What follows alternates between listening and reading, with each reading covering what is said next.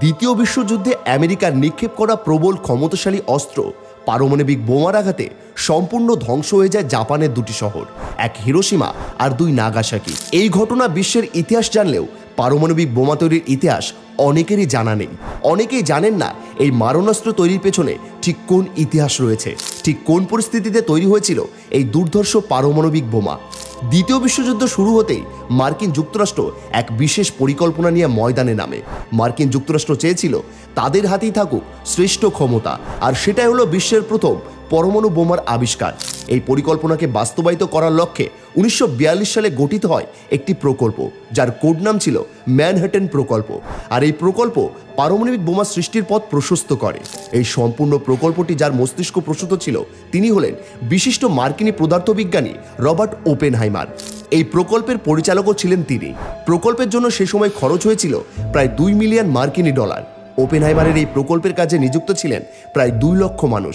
তবে এই প্রকল্পের সঙ্গে যুক্ত থাকলেও খুব কমজনই জানতেন এই প্রকল্পের আসল উদ্দেশ্য সম্পর্কে।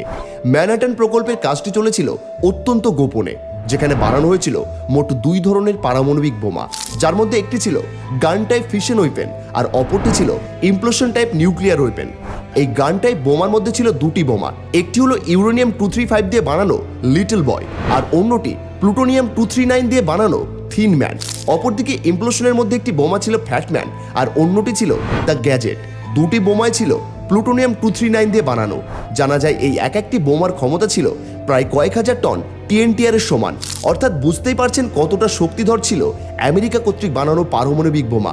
বোমাগুলি প্রস্তুত হবার পর 4টি পরমাণু বোমার মধ্যে পরীক্ষামূলকভাবে বিস্ফোরিত করা হয় দ্য গ্যাজেটকে। এটিকে নিউ মেক্সিকোর এক মরুভূমিতে পরীক্ষা করা হয়েছিল। আর বাকিগুলোর মধ্যে লিটল বয় নামক পারমাণবিক বোমাটা 1945 সালের 6 আগস্ট জাপানের হিরোশিমা শহরের উপর নিক্ষেপ করা হয়। আর তার 3 দিন পর 9 আগস্ট সকালে ফ্যাটম্যান নামক বোমাটি নিক্ষেপ করা হয় জাপানের অপর শহর নাগাসাকির উপর। প্রবল শক্তিধর পারমাণবিক বোমার বিস্ফোরণে জাপানের 2 শহরে আনুমানিক 2 লাখেরও বেশি মানুষ প্রাণ হারায়। শুধু তাই নয়, পরবর্তীতে বোমার তেজস্ক্রিয়তার প্রভাব রয়ে গিয়েছিল। বোমার তেজস্ক্রিয়তায় সৃষ্ট রোগে হাসপাতালেই মারা যান বহু মানুষ। একটি বোমার পরীক্ষামূলক বিস্ফোরণ, 2টি বোমার আঘাতে 2টি শহরের নিশ্চিহ্নকরণের পর মার্কিনীরা তাদের তৈরি সর্বশেষ বোমাটি রেখে দিয়েছিল জাপানের উপরেই নিক্ষেপ করার উদ্দেশ্যে। তবে জাপান শেষ পর্যন্ত আত্মসমর্পণ করায় দ্বিতীয় বিশ্বযুদ্ধের সমাপ্তি ঘটে। সেই ভয়ঙ্কর ঘটনার বহু বছর পরেও তারও প্রভাব রয়ে গেছে। আজও তেজস্ক্রিয়তার নিদর্শন পাওয়া যায় জাপানের শহরে। দ্বিতীয় বিশ্বযুদ্ধের ভয়াবহ পরিণতির জন্য আমেরিকা যুক্তরাষ্ট্রের পারমাণবিক বোমার আঘাত ভোলার নয়। হিরোশিমা নাগাসাকি 2টি শহর আজও যেন সেই দিনের আঘাত বুনছে। তবে একই সাথে ধীরে ধীরে সেরে উঠেছে এই শহর। ভয়াবহতার স্মৃতি সরিয়ে দ্বিতীয় বিশ্বযুদ্ধের স্মৃতি মুছেছে জাপান।